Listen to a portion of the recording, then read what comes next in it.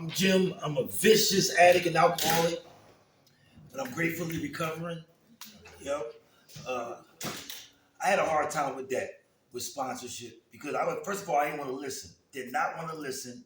So I got what I was supposed to get. I was in and out of rehabs, in and out, in and out. People try to tell me constructive criticism or suggestions, and I'd be like, I know, but I could not stay clean to save my life. I couldn't stay clean, and it wasn't to the point where I see myself ODing in my apartment, literally ODing in my apartment, hurting my family like that. And I was like, you know what? I got to get myself together. So I went into my last rehab. I never forget, went to my last rehab, and they asked me, he said, how many rehabs you been in? And I was like, damn, because I lost count. First of all, I hated rehab. Never wanted to do rehab, only detox. And I would say, I'm here for a tune-up and an oil change. And they'd be like, you don't want to do the rehab? Nah. Because something else was always more important, whether some female I was involved with, some job I had, or some lifestyle I was in, was always more important than working on myself. And that's the hardest job in the world. That's the hardest job in the world because there's so many distractions.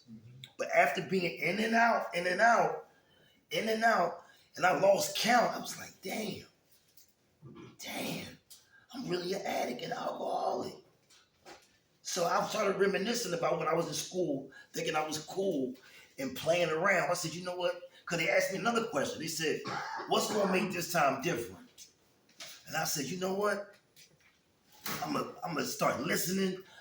I went to every H&I commitment, every group. I was there sitting in the front, listening. Because I heard all the information before, but I wasn't listening. Was not listening. They would say the same things. When you get out, get a sponsor, work the steps, and get a home group and do a 90 and 90, like 90 meetings in 90 days. And I had to sit there. I didn't ever do all of those. I would go to meetings, but I wouldn't participate. I'd be in the back, on my phone, not even engaged in the meeting. Not even engaged, so I ain't getting nothing out of it. And the sponsors, I had a sponsor one time, didn't even call him about no step work. Because the sponsor only job is to guide you through the steps. That is it. Everything else is secondary. It's all second. His only job is to guide you through the steps. I had a sponsor, I talked to him about everything else about step work. Everything else. And one thing I noticed, they're not going to really force you to do step work because that's your responsibility. Your recovery is your responsibility. So if you don't bring it up, they're not going to be forcing you, and they might not bring it up. So my last time in rehab, I got a sponsor. I was like, what's up with their step work? What's up with their step work? Because that was the only piece I was missing to my puzzle. And that, first of all, I was lazy and I procrastinated when it came to step work. Lazy, I was unwilling to do. Procrastinate, I deliberately would put it off. I don't think I need that. I ain't that bad. Because I live by myself. You know what I mean? I would compare and stuff. And I'd be like, well, I ain't that bad. I ain't homeless. I'm not panhandling and all that. But I still was an addict and alcoholic. Because I did every drugs. I ain't test nothing. I did hard drugs. And the fact that I still have my mind, I am so grateful. So grateful. So grateful. And I sat there and I was in my rehab. I said, you know what? I was willing to give my life to all the drugs and the lifestyle. Why I can't give my life to recovery and my higher power? And I said, you know what? It's on. I'm going to do that. But I prayed first because I was so sick and tired of going in and out. And I said, God, please help me pass this test. Please. And I just started listening. And I was hearing things that I did hear before, but I wasn't really listening for the lessons and the jewels that was in there. Which they were saying sponsorship. Their job is to guide you through the steps. Guide you through the steps. And once I started doing that step work, I got a sponsor doing step work. It was nothing the way I thought it was. I don't know what the hell I thought step work was going to be like. But one thing for sure, it got me a personal relationship. Personal relationship with my higher power. in ways I didn't even know it would exist. I really didn't. And one of the other things I started thinking about was I didn't really have no relationship or even know how to even actually reach out to my higher power. Because they talked about it, they talked about praying and meditating. Praying and meditating is nothing but talking and listening. That's all it really is. And that's important. And that's very, very important because first of all, I was telling myself all these lies that I would act on. Okay, because first of all, I thought I was gonna always smoke weed and drink. Always. I was like, the dope was the problem. Because that's why I had to go into rehab. And I would get out of rehab, I'm gonna still smoke weed and drink. God put it here for me and you. And drinking is legal. And I'll sit there and I'm back on the dope, but not like that. Years later, I'm back on dope, and I'm like, how the hell I did this? And I would tell myself every time, I ain't gonna do it every day. I'm not gonna do it every day. So I get a habit, and I get a habit. I'm like, ah.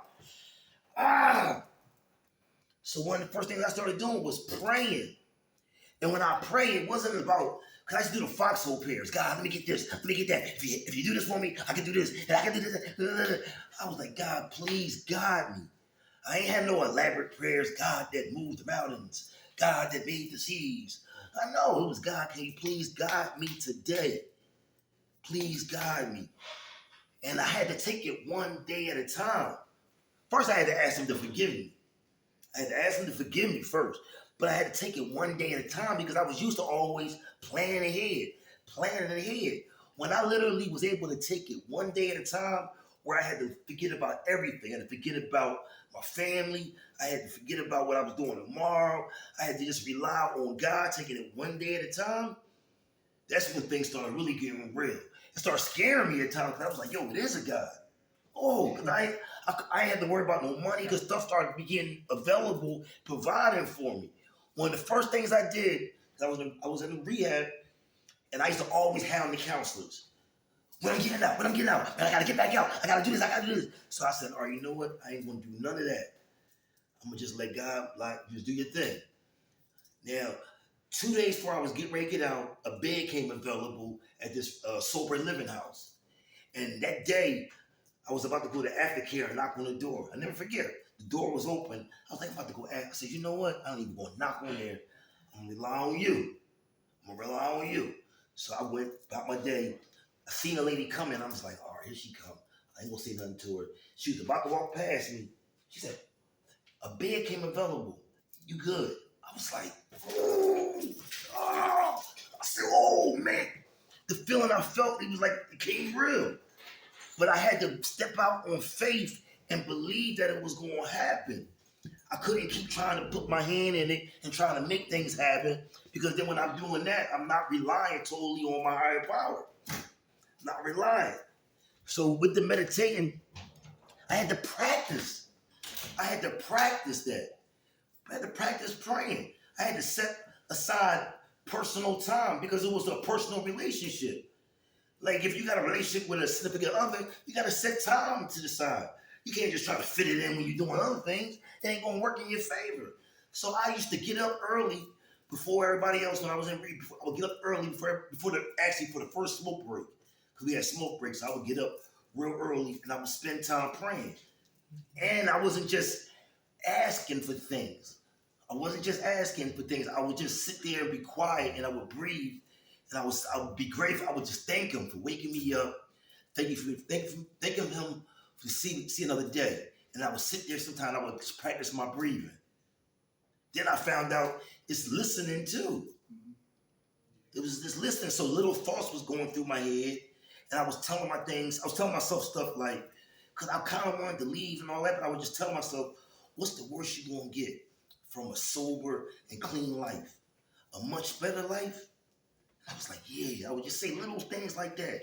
One day at a time. And like little thoughts like, what's going to happen tomorrow? And things like that. I'd be like, just one day at a time. Because I couldn't go off of past thoughts and all things like that. So within that was being still, I had to get to personal time and I had to silence everything because there was a lot of distractions. There were so many distractions and I understood why they take your phone from you. I understand when you're gonna take your phone because that's a major distraction. Major distraction. So when I got out of rehab, the first thing I did was I got my phone and I downloaded the NA and AA app so I can go to meetings.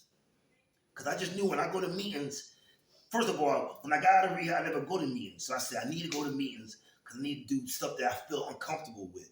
So I was going to 2 or 3 meetings a day. Literally, just going 2 or 3 meetings a day. And I knew I was feeling a little bit better. But if I shared where I was at, and I had to be honest, open mind, and willing. And before I even knew it was my higher power, I would just talk to myself as my sobriety would say, what are you willing to do for recovery? So I wasn't driving or anything like that. It would be raining or whatever. So the house I was at, people were like, you going out to a meeting and it's raining? And I would say, well, I would go cop when it was raining, so I'm going to a meeting. And I would go to meetings and I would share. And I started asking my counselor questions when I was there. Something I never do before, ask questions. And he said, do the same thing you're doing here when you get out there. But I couldn't understand that. Because I could do all that fine, but when I got out in the world, I didn't have no structure, what I realized. So he said, put the same energy you put in getting high into your recovery. And I was like, all right. So I used to bar hop. I'm a meeting hop. And I literally would go to different meetings in different areas because I kept hearing, when I go to meetings, I kept hearing about people getting complacent in their recovery and things like that. So I would go to different meetings, hear different messages just so I wouldn't get complacent. Just so I wouldn't get complacent. But one of the main things, though, that I always had to stick was that routine, part of my structure, where I got up and I prayed. And I started doing it. It opened me up in other ways that I would pray. And it wasn't always, I just always sit down on my knees and stuff. I might be on a public transportation and I would pray and I would give thanks to get another day, just to have another day to get it right. And I just developed a constant routine in a relationship. I have to say it's a relationship, something I never really had. Something I never really had because I put my life totally in my higher power's hands. Totally. I never thought I would say I'm a law-abiding citizen. I'm a law-abiding citizen. I actually went back to school and I can work in rehabs and recovery because I kept saying to myself, because I used to always hustle. So I said, what can I do? Because I got a record. I was like, what can I do? I don't want to go back to hustling because I know when I go back to hustling, I start using just to be able to hustle because I wasn't raised that way. So I started asking questions because a lot of the rehab I was at was a lot of recovering addicts. So I said, you an addict, right? And they was like, yeah. I said, you a good addict, recovering addict? Like, yeah. You got a record? They said, yeah. I said, what you got to do to work in this field? He said, you got to take this free course. It's called CPS, Certified Peer Specialist, and you can work in recovery. So when I got out of rehab, God made it available for me. I took the course and I passed. I'm certified for the state to work in any rehabs or any mental institutions. That was a blessing. That was a blessing, man. But I had to literally take it one day at a time. One day at a time.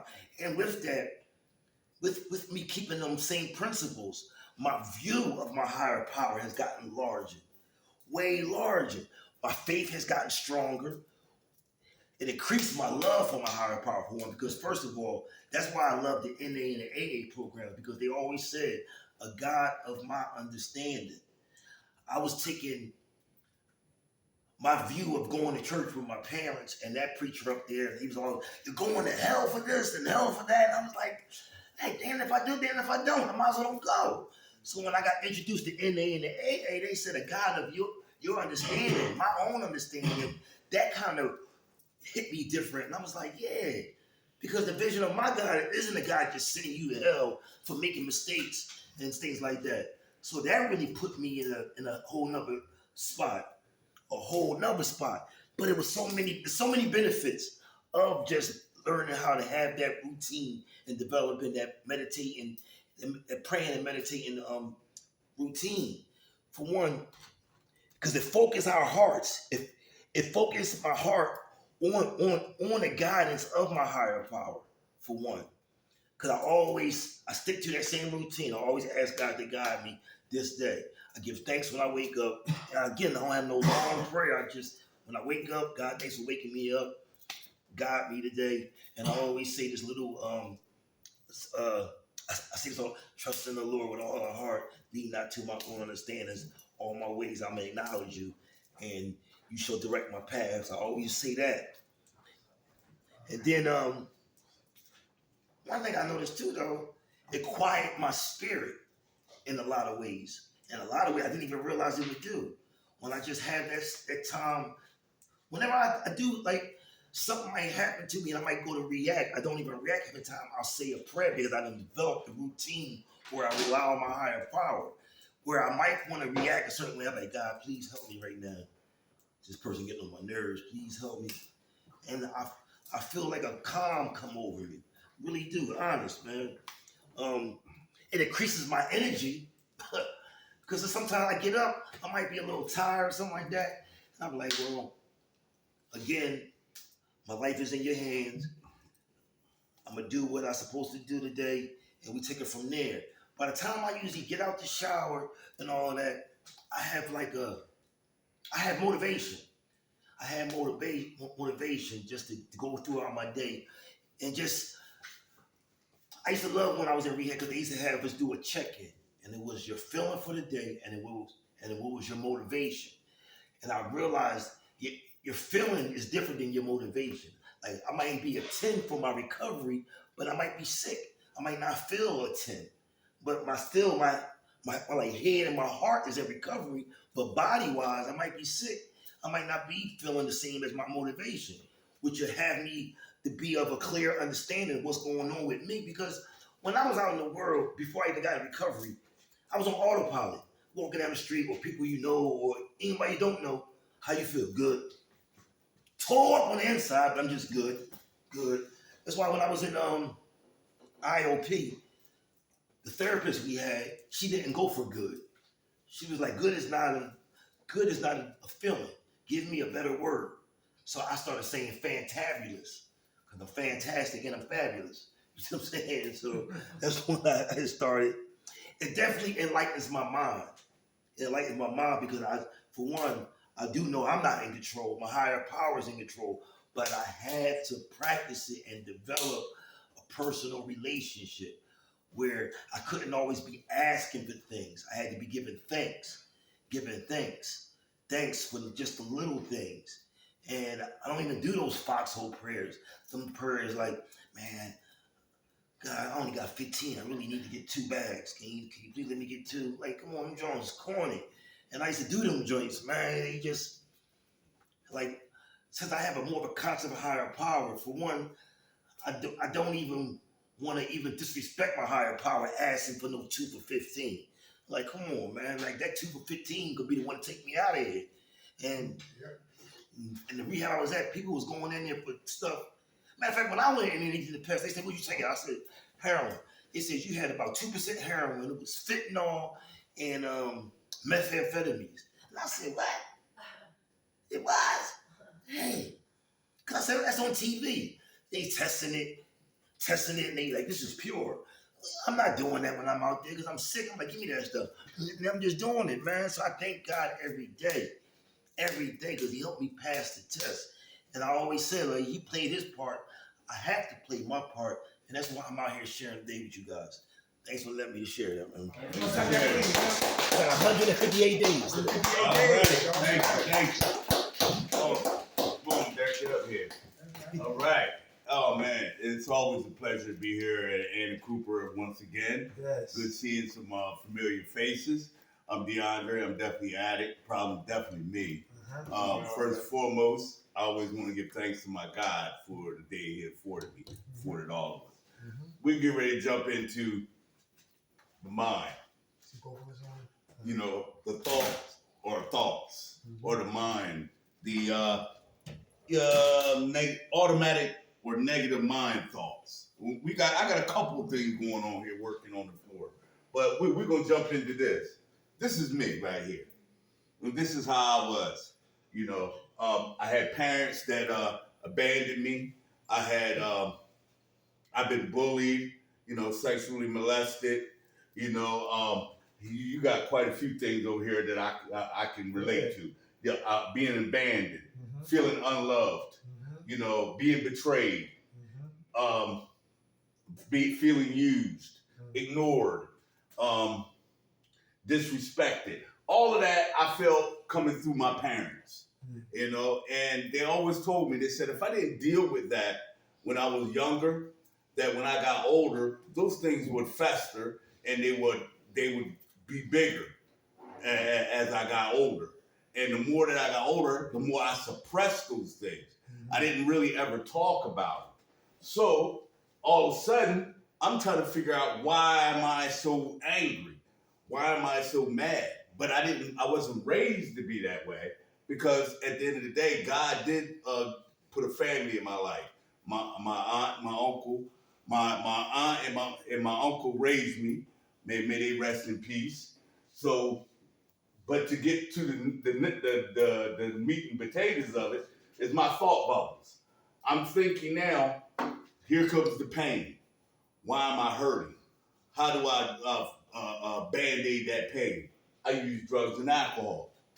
Couldn't understand why I drank so excessively. Because now, when I drink with the pain, then I'm dealing with the guilt. And the guilt hits me, and then here comes the anger. And they always say anger is a second emotion. It's like mom, then anger. Then I would get friends. Then I'll get friends that were let me down, insult me, attack me. So I didn't really ever have any real friends. Not until I got, a little older and I started understanding what friends really are. So to go along with that, then here comes here comes denial. See, I didn't want to. I denied all these things because I needed to suppress them. And as I suppressed it, the more and more I never dealt with it. So it kind of like got pushed into the corner. Then I wanted to figure out, where did all this loneliness come from? So now I'm lonely. Now not only am I feeling pain, feeling guilt, fearing, I got anger and denial going on. Now I'm lonely. Now with the loneliness, here comes depression. Now I'm at full throttle now. Now they're talking about automatic thoughts. Now I start having automatic thoughts. And these automatic thoughts would trigger, so why does this happen? These automatic thoughts. Well, because I never addressed any of those automatic thoughts. And we don't never really ever talk about the drugs. We talk about the things leading up to the drugs, the behaviors, the abandonment, the blaming my parents, the envy of my friends. Then I didn't have any self-worth, so I immediately kept using, because that became my best friend. That was the go-to guy, when I didn't want to deal with anything. So my acceptance was right here. I accepted these things. These became my acceptance. All of this was in a box for me. I kept all that in a box, right? But I wore a beautiful mask. I dressed the outside up beautifully, but the inside was tore up, like Jim spoke about, being tore up on the inside. It wasn't until I gained some acceptance. But I first had to surrender. Surrender is very hard for an individual like me, or for us men. I'll put it like that. For us men, surrender is hard, because that means now I got to become vulnerable. That means I got to show weakness, or not showing complete weakness, but they kind of put it in the same box. Like, you got to be vulnerable. You got to take the low road sometimes. Step outside your comfort zone. Step outside your comfort zone. And I didn't want to surrender. So I kept holding on to these things: the pain, the anger, the denial, the loneliness, the depression. And the acceptance goes on both sides.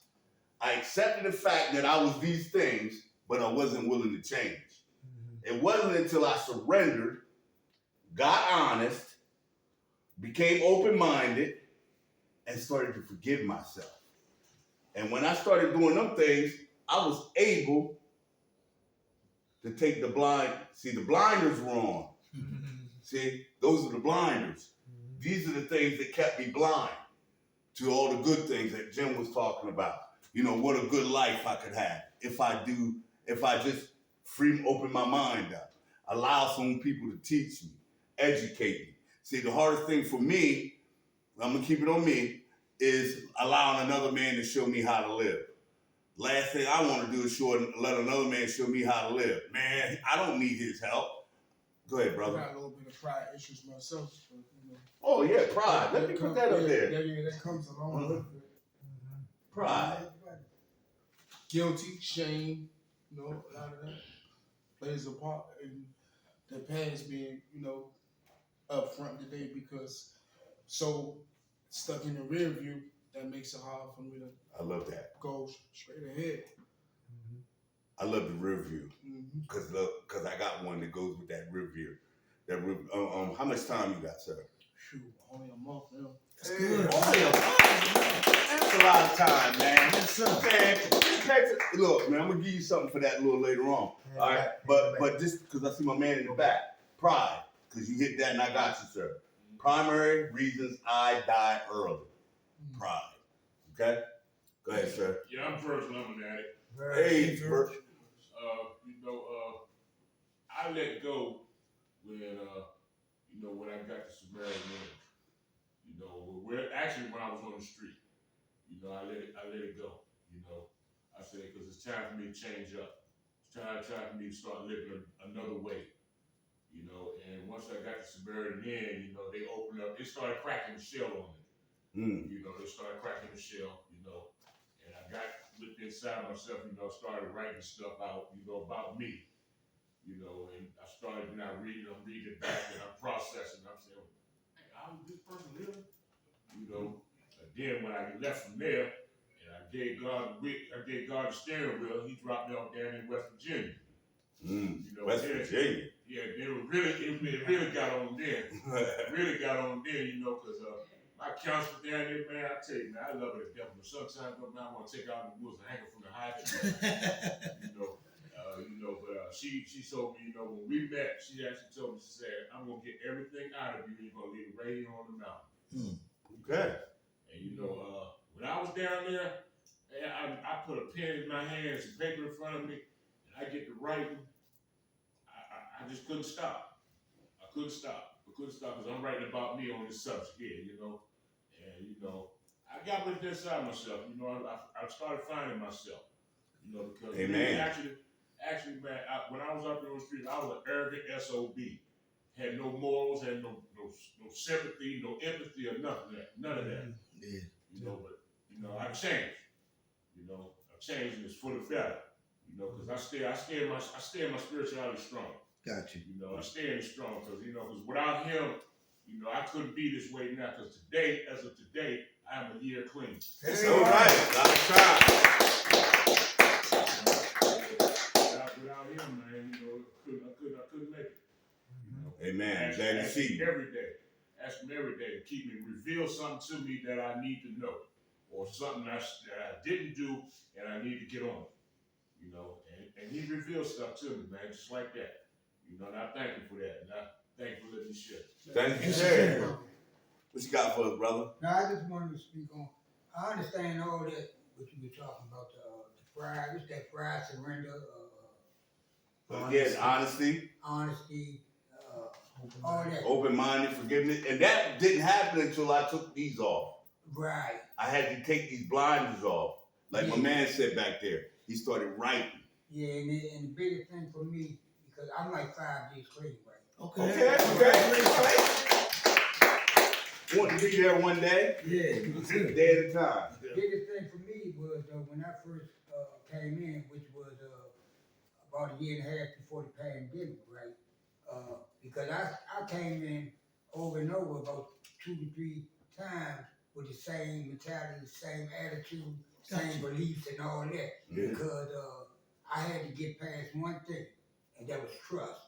And once I got to the part of trust and started letting some things happen for me, and some people helping me and dumping some pride and all that, it kind of came easy, right? Mhm. And so, gaining a sponsor early on when I first come in, right? And he told me, he said, it's up to you. You ain't got to do this, we gonna help you.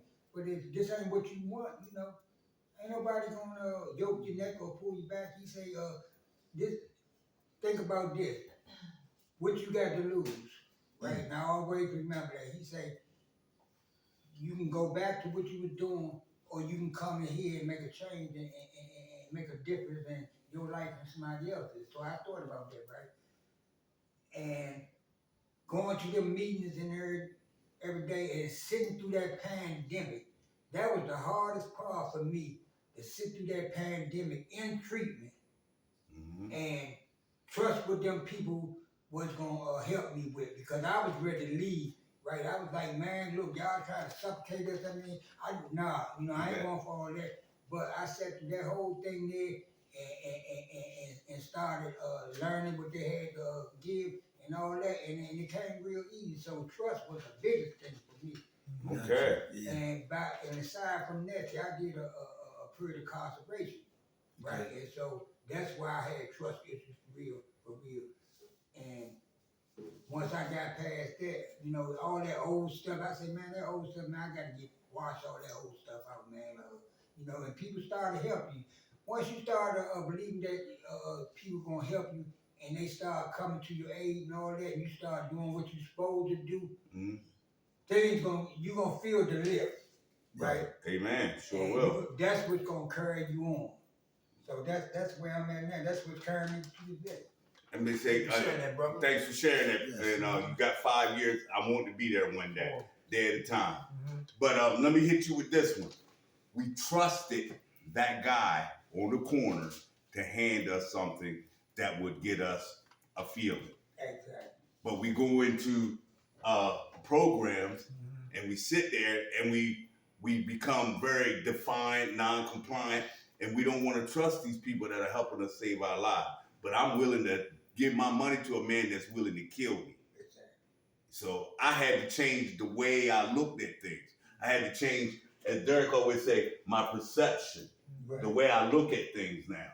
I done took the blinders off. Now I got to put the glasses on with the perception. Because, see, I got to learn my self-worth. Yeah. I got to know what my worth is. And my worth is surrounded around surrendering, getting honest, being open-minded, living in some forgiveness. Because if I can't forgive myself, I'm going to be the same person I was when I walked in here, when I walk out of here. So if I don't change I must, or die I will. Yeah. Change must take place in this process. And that's why acceptance is so big. Accepting the things that I can't change, just like in the serenity prayer, things that I can't change and the things that I can. What I can change is how I look at things. I can't hold on to that blaming my parents for the rest of my life. Cause what? You know what I mean? What's done is done. So now I gotta figure out how to get through it. Go ahead, brother. Lion game over with, you know what I'm saying? Everything that they start with self, we ain't walk around with no bill recorder about us, you know what I'm saying? You crawl before you walk, you know what time it is out here. Yeah. So, See, the problem with a lot of times us in this process, and I shouldn't say everyone, let me do my own inventory. I want what I want right then and there, instantaneously. I don't want to work hard for it. I want to cut corners. I don't want to get the full money. I want to do half the work and then get half but want all the reward. Yes. You understand what I'm saying? So Ain't I had like that, bro. Hey, and I learned that the hard way. Hey, you gotta do it the old-fashioned way. They gotta earn it. Yes, sir. And we had a gentleman that was part of our group that was going out speaking with us. He relapsed and he wanted to start off from where he left off at. Nah, bro, you gotta go all the way back to ground zero. He wanted microwave recovery. Yeah. So it's very important. If you fall, brush yourself back off, get back up, go back at it again. Yeah. But you gotta start off at ground zero. It's very important because somewhere along the line, there's something that I missed. There's something that got past me and I need to recap on it. I'm back again. I'm gonna be honest, I'm back again. But this time around, I have a different mindset. I have a different vision. I have a different priority. I have different goals. And God put different people in my life. The people have to change. Family, friends, whatever, they have to change. Can't be surrounding yourself with the same old people and expect different results or new results. You're gonna get the same results. Go ahead, bro. Like I don't blame people, places, and things. I blame myself because I take myself to those places and I indulge myself in certain things. So it's the thought process, Yes. it starts, up here first of all, because you can relax without using. Yes. Oh yeah, You know what I'm mentally. saying? Like he was saying, your mind can be here and your heart can be somewhere else. You feel what I'm saying? But you gotta want it. If it comes, it's not gonna come to you. You know what I'm saying? You gotta put something in it to get something out. See? Yep. You feel what I'm saying? Like you can't be everywhere at all the time. You know what I'm saying? You gotta let some things go to let something, let something live. You know what I'm saying? Yes. So, but that I say to myself, this third day is clear. I just gotta change my whole little thought process. I think I'm going back to school to get something because it's idle time. Yeah. Talk about it. It's a motherfucker, and anybody can get a place. Anybody can find somewhere to stay, but it's the free time and the time. Look what I'm saying? Yeah, the devil's workshop, and it's what you do with yourself and your time. You feel what I'm saying? 'Cause people dying. Yes. And drugs ain't even drugs no more. It's fentanyl. Yep. Yeah. You know what I'm See, saying? and then like, where we come from, those guys out there, they as a guy in my program, he left over the weekend. He had a year clean in January. He gone back out. I don't know if he's using or not, but 5 times out of 10, that's most of the time the case. But guess what? The weather changed. Oh man, I can sleep on that daggone bench tonight. I don't need to pay them no rent. Or I can go eat out that trash can over there, or I can steal out that store.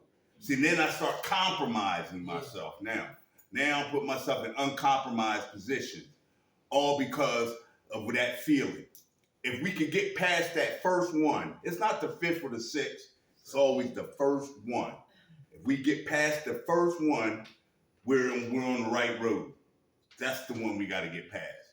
And a lot of people don't want to discipline themselves long enough to get past that one. Because once the monkey's on me, oh man, I don't want to do the work or do the fighting that's necessary to keep that monkey off me. So what I do, oh man, I'm just going to do one. Who in here done just one? Who in here done just one? He mad. Huh? He mad. Okay? It's just like a lazy potato chip. You just can't have one. And that's the end game. We know it's going to start with that one, and then it's off to the races. But you know what, little brother, I'm Virgil again. But look, all the words up there on that you have on that chalkboard up there, man. Mainly, you can find my name under each and every one of the words in the dictionary. Because I was that person. I was that person that you have up there on that board. I had jealousy, envy, no remorse, I had no morals, I had pride, my pride got me in the way.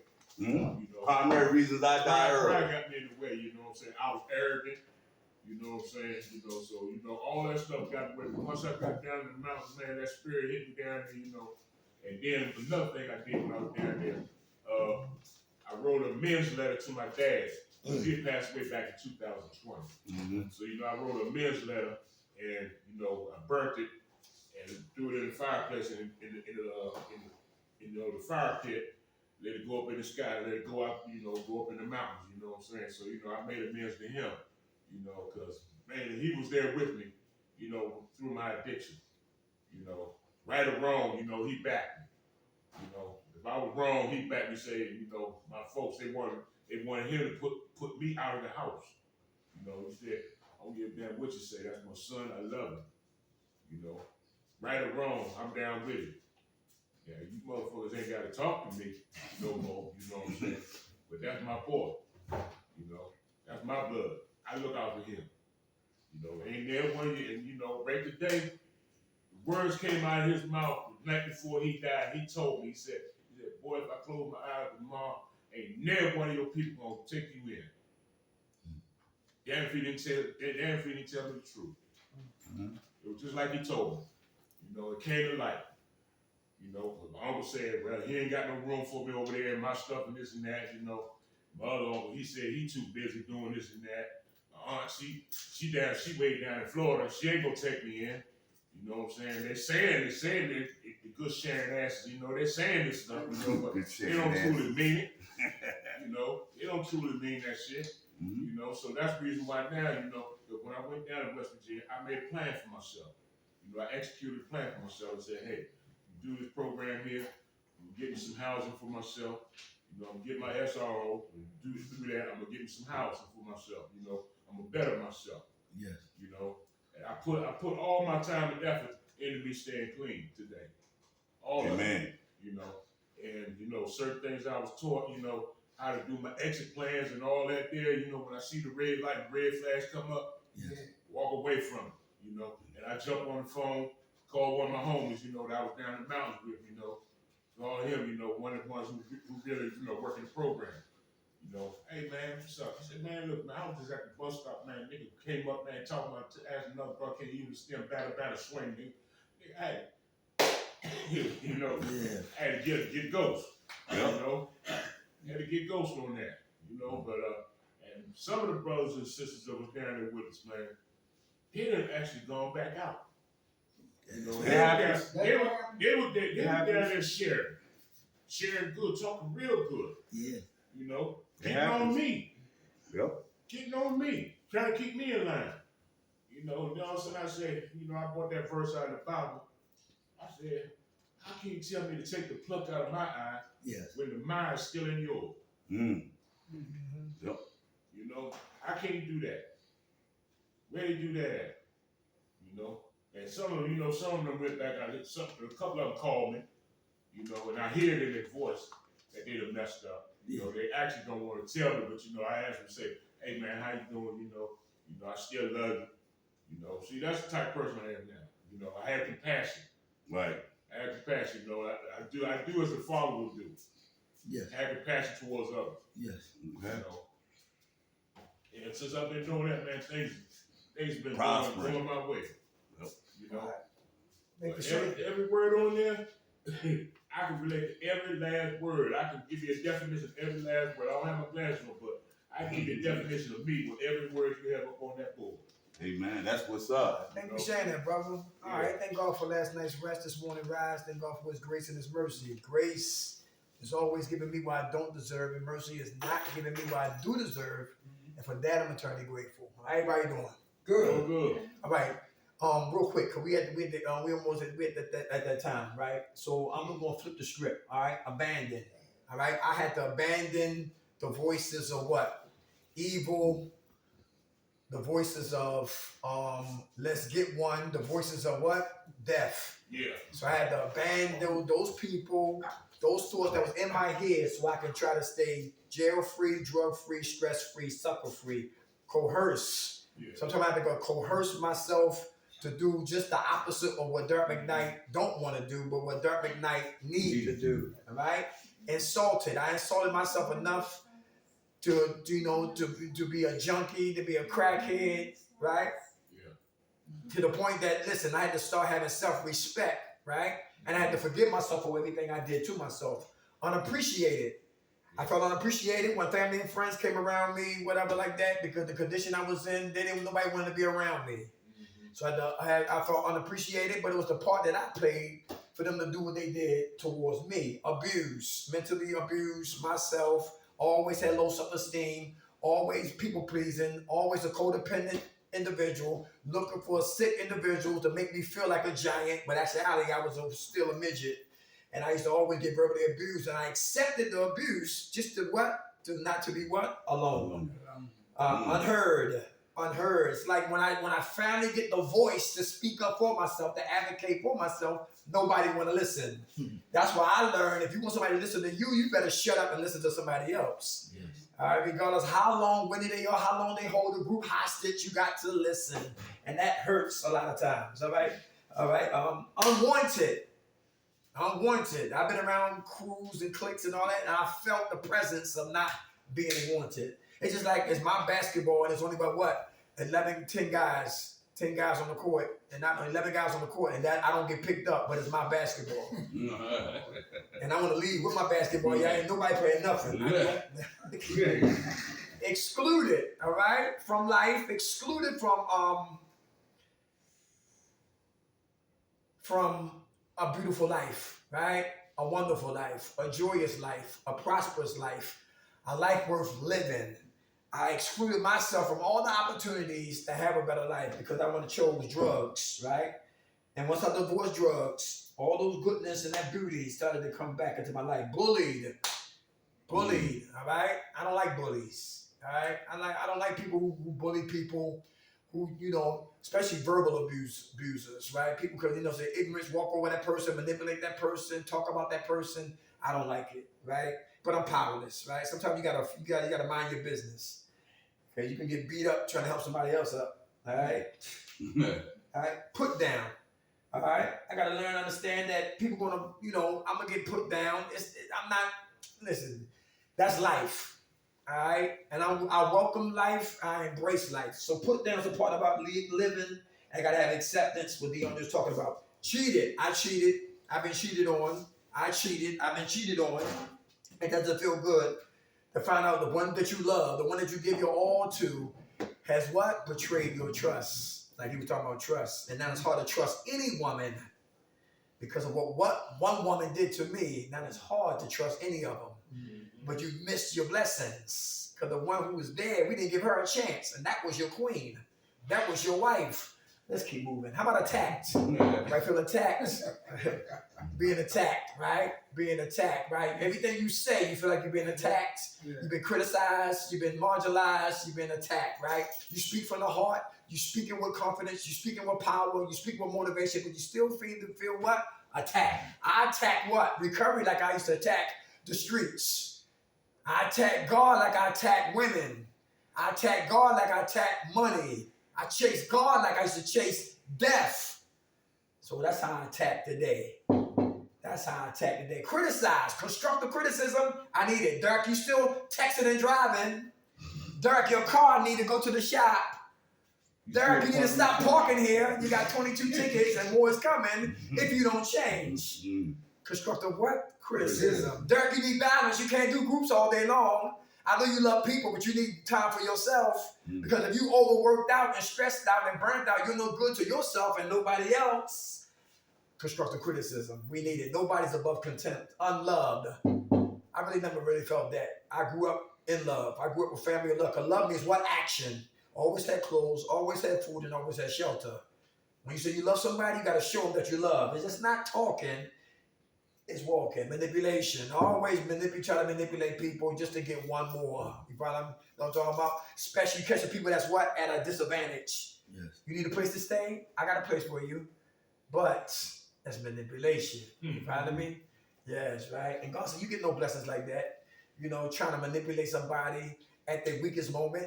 You know? So I had to stop manipulating and start looking at me. Betrayed.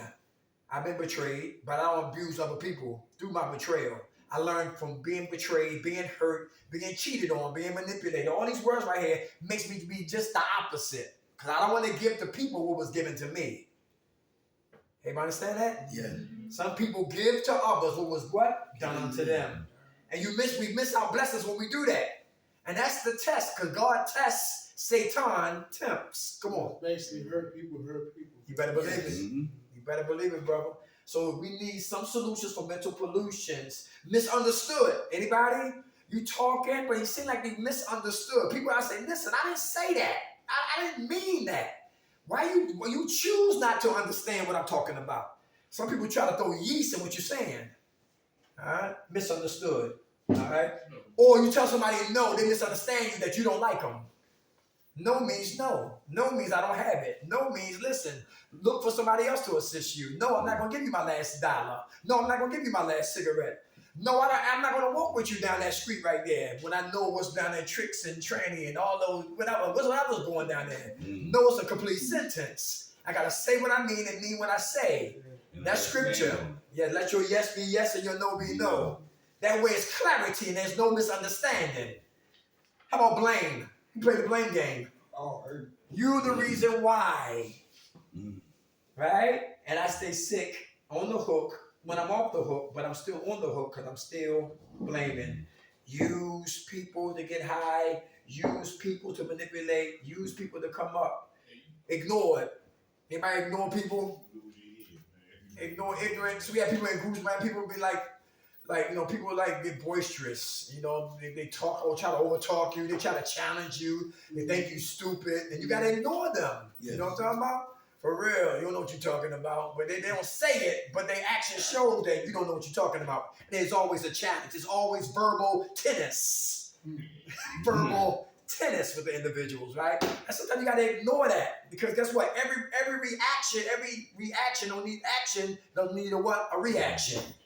So you gotta ignore that because some people want that attention for feedback and bring you right back into what? Negativity. And that's where your maturity comes in at. Uh-huh. Being mature, mentally mature. Mm-hmm. Ignore it. Like a guy was on the corner the other day last year, and he was homeless, sleeping on one of those what's that thing called where the steam come out of? For the crate.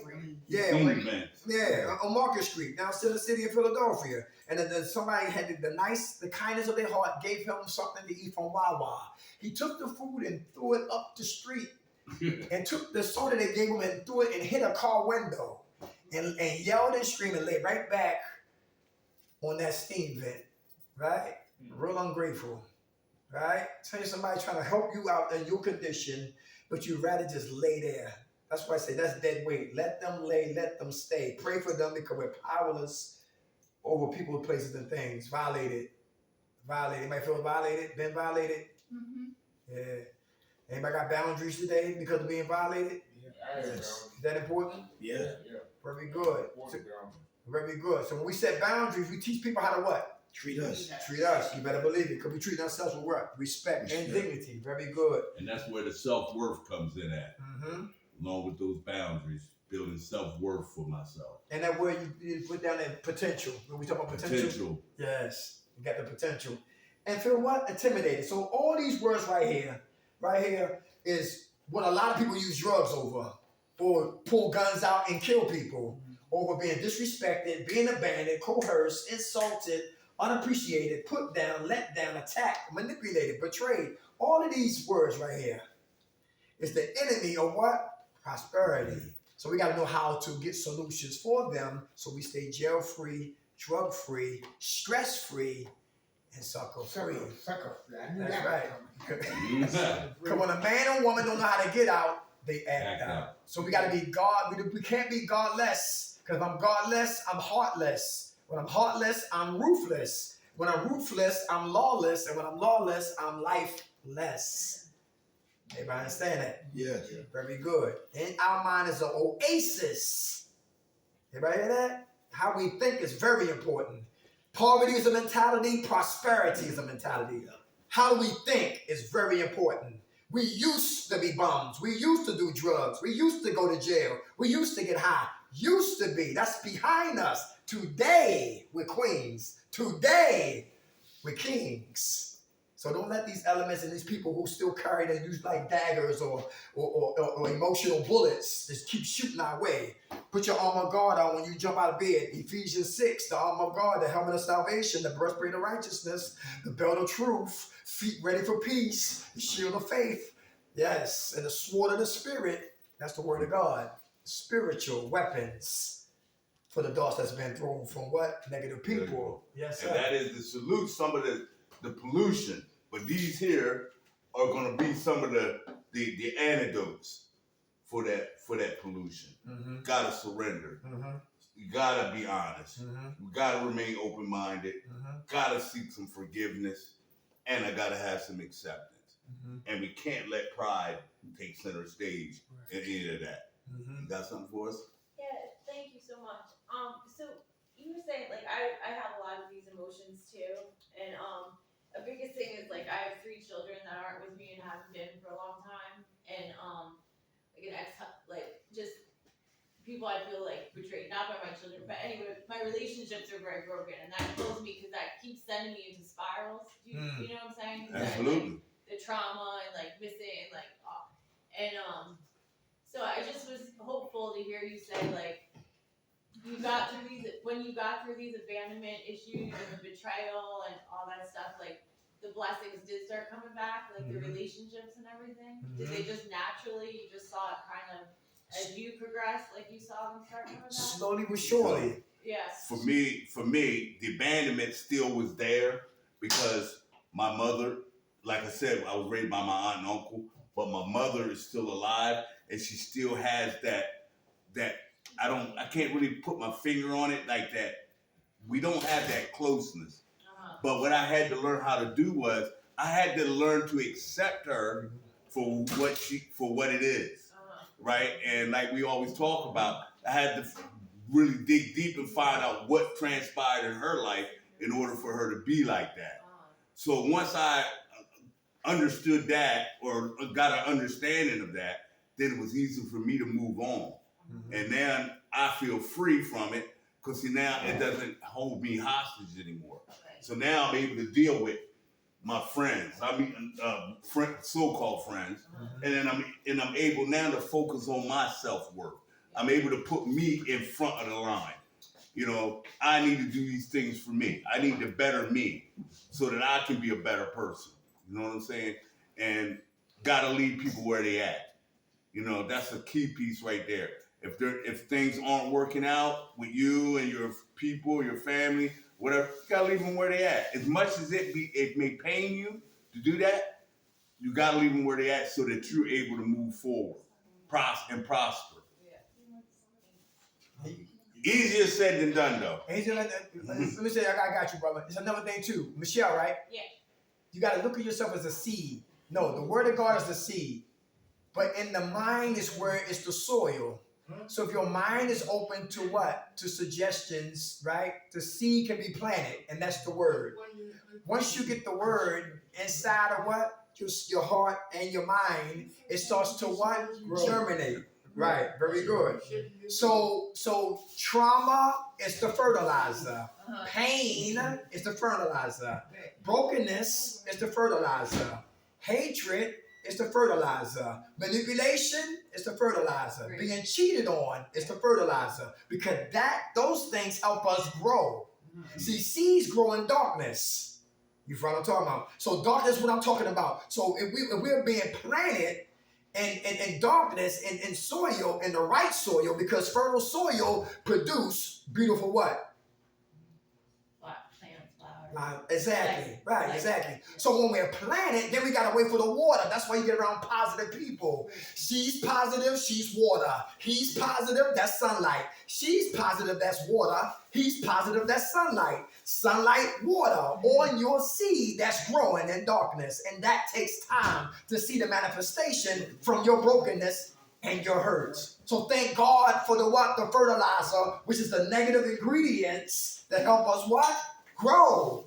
We grow from being intimidated. I grow from being violated and ignored and abused and blamed and misunderstood and betrayed and manipulated and unloved and let down and criticized and attacked and abandoned and coerced to do wrong and insulted. All of those elements help us grow. So how you see them is how you treat them. So you thank God for them.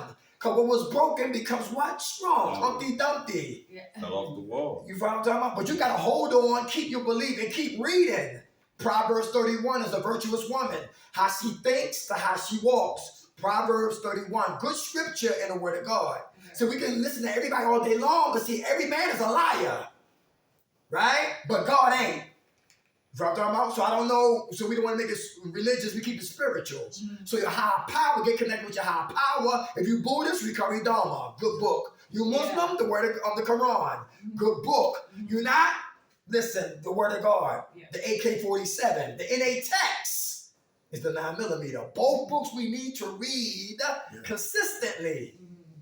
So we can clean up a sick, stank mind. And we start thanking God for these elements because your brokenness is start to get what? Corrected. And journaling, writing down that pain. Because that pain produces, you know, as you said, beautiful melody. Yes. You know, pain is a motivator. And write down. Start writing about that pain. Start writing about those people that hurt you, those people that harmed you. how the kids were lost and how you want to get them back. Talk about it, but put it on paper. You know what I'm saying? So you can free yourself. Thank you. You're welcome. You could be a certified peer specialist. Yeah, I would like to do that one time when I get myself. Without a doubt. We know people carry guns, kill people. Now they certified peer specialists. Came out of jail. Listen, same thing for you, same thing for all of us. You just got to hold on. Peer specialists are people with lived experiences. Yep. So they're gonna have records. Right. They're gonna been incarcerated. Yeah. They are the best teachers. Yeah. I'm there. I like when that resume, the incarcerated resume and everything else. Without a shows doubt. up. Hey. Yeah, but I know you these. said that's a fertilizer that helped. Like Yes. all the trauma stuff. Right. Look at it that way. Mm. And you start to thank God for that. Yeah. You know what I'm talking about? Mm. Come on. Addicts are one of the most intelligent people in the world. Without a doubt. Addicts are one of the most intelligent. We're regular people. We come. We just got a title that stigma that's stuck with us. Anytime you can come out the house broke and still get high, that's creativity. You know what I'm talking about? No money, but you still find a way to get money. And we do anything to die. Now we gotta do everything to what? Live. Lord have mercy. Anything to die, but do everything to live. Everybody hear that? Yes. Yeah, that's real. We had a great time always. Always. Look, 6 people, we come, what, a 2-hour drive on the bus to talk to 6 people, but that's like dealing with what? A whole like 100 people. Because that's why I see why the word of God said, don't count the numbers. Yeah. Yeah. Because you don't know if you help one. That's right. Yeah, thank Man, you so you have much. made an accomplishment. Come on. Thank you for making You're this welcome. trip. I really appreciate it. Who opens up, y'all? God, grant us serenity to accept the things we cannot change, the courage to change the things we can, and the wisdom to know the difference. God's will, not ours, be done. Amen. Got signed paper? Yeah, I'm not coming for the paper, but All right, it's all right. That's good. You was here last time with us. yeah. Thank you. I really appreciate you guys making the trip. I really do. It's really